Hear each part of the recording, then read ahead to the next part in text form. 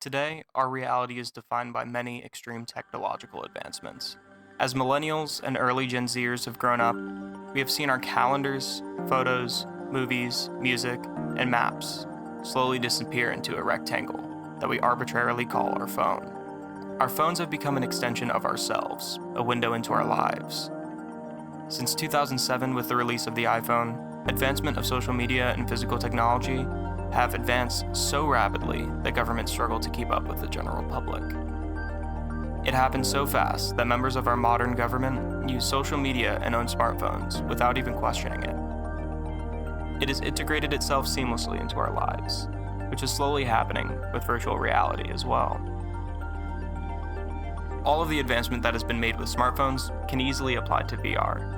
Higher screen resolution, more efficient processing power, and higher quality cameras are being combined with software to give a consumer a very affordable virtual reality experience. While in its infancy now, as the iPhone once was, it's not too far out of our reality that we will be seeing VR kids rather than iPad kids in the near future. But with one more concerning difference, a difference in realities, all controlled by a company which does not have the best interests in mind for its consumers. Facebook, now known as Meta, has been selling the Oculus Quest 2 at a loss, costing about $300, about the same price as a modern-day console. By doing this, they've been releasing a low-cost and high-quality virtual reality headset to the masses at a very fast rate. Their goal is to have a large user base to create the first commercially successful virtual reality social network. This is a place which can replace reality and become an aspect of reality as well. By owning such a device, one can add digital items to a virtualized version of one's in-person home, interact face-to-face in board meetings, and can even change one's appearance to be whatever one wants. This is a place where we can get lost, like we do when we watch Netflix, TikTok, or YouTube, but in a new medium. This technology seems very tempting and compelling to consumers.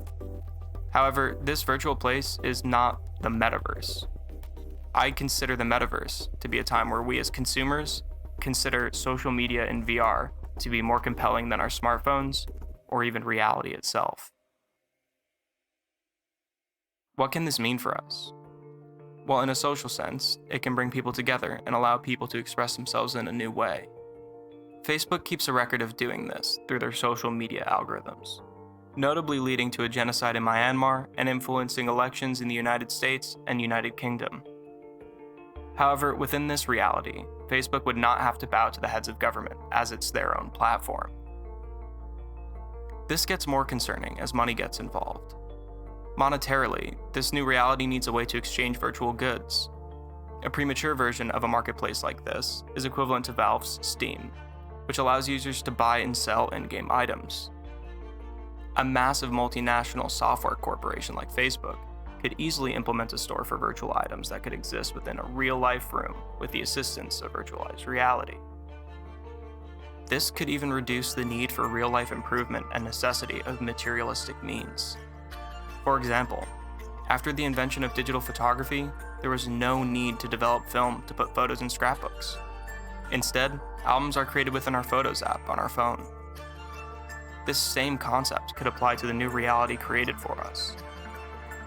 This could allow us to improve virtual appearances, home settings, and more. We could have virtualized computer setups or in-home theaters. We could give ourselves preferred bodies and even live within a castle.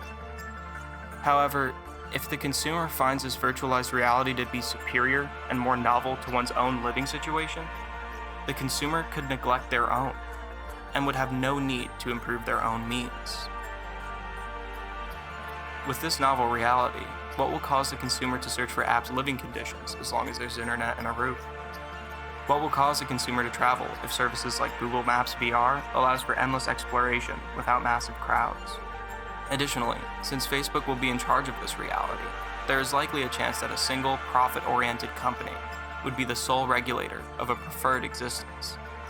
In other words, an unethical corporation would have a monopoly on reality and can claim ownership of any virtualized objects which the consumer may have bought.